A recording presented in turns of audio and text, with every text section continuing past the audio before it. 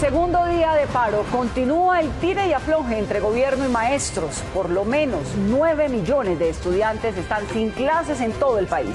Tenemos historias de docentes que se han preparado académicamente, pero reciben un salario que los pone en aprietos para vivir. La ministra de Educación dice que el problema es la calidad de la educación. 12 de la tarde, 41 minutos, y se cumple el segundo día del paro de educadores en el país. Los maestros afirman que invierten muchos años en su preparación como profesores y que todo ese esfuerzo no se ve reflejado en los salarios que perciben. Catalina Gómez habló con uno de ellos. ¿Qué le dijo Catalina?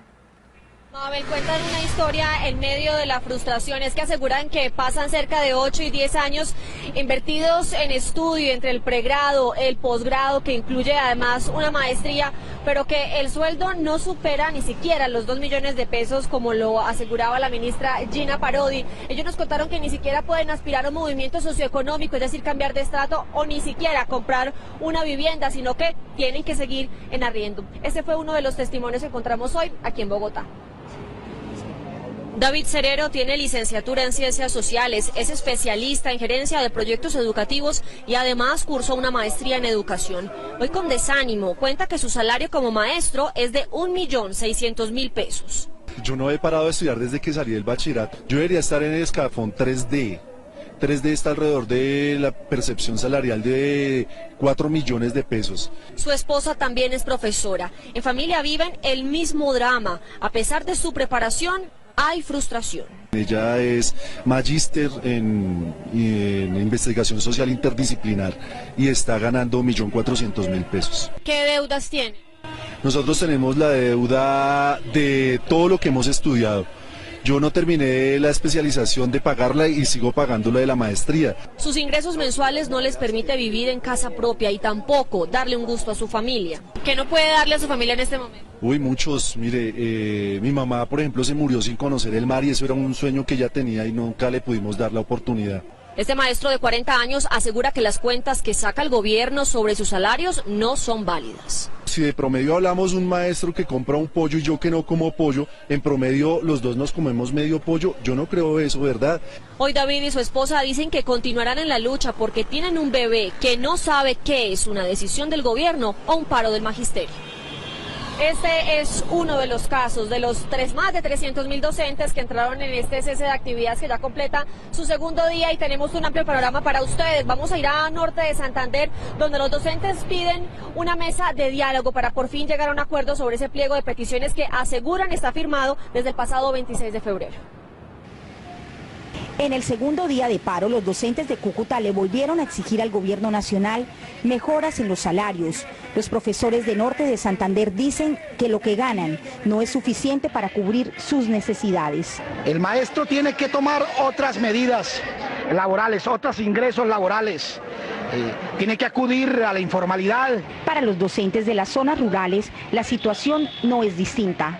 Algunos de ellos aseguran que para llegar a las escuelas se demoran varias horas recorriendo trochas. Prácticamente que la vía sea intransitable, que la vía solamente llegue un transporte de ida y de regreso a los 8 días. Afirman también que cada día el Estado les exige mayor capacitación para dictar clases. Tienen que pagar posgrados, doctorados que llegan a valer hasta 15 millones de pesos. Y ¿sabe qué es lo más triste? Que se tienen que someter a una evaluación. Y si pasa, tienen que esperar a que haya presupuesto para ascender. Conclusión, un docente asciende a la vuelta de 6, 7, 8 años porque es difícil. Y es que pese a los anuncios hechos por la ministra de Educación, Gina Parodi, los maestros de norte de Santander dicen que continuarán con el cese de actividades porque ellos merecen tener una vida digna. Los 10.000 docentes de norte de Santander anunciaron que continuarán con el cese de actividades si el Estado no resuelve su pliego de peticiones. Ahora, otro de los puntos que se le presentó al gobierno por parte de los docentes es la reforma al sistema de salud especial que tienen los profesores, pues aseguran que es deficiente. En Cali, Eduardo Manzano habló con algunos de los docentes que están sometidos a diferentes tratamientos médicos y ellos nos contaron sus historias. Marta Lucía Hernández es docente del municipio de El Charco, departamento de Nariño.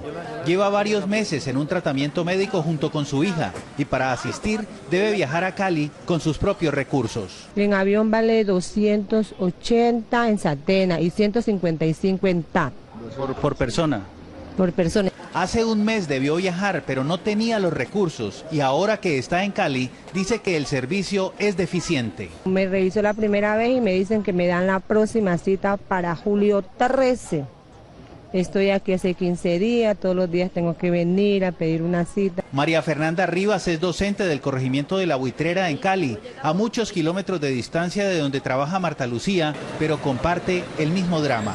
Y te demoras 1, 2, 3 horas esperando allí sentado para que te den la cita especialista, para que te digan no hay agenda. Los casos de ellas despertaron la solidaridad de otros maestros. ¿Cómo es posible que un profesor tenga que pagar esa cantidad de plata para venir a un servicio médico y no sea reconocido por el gobierno?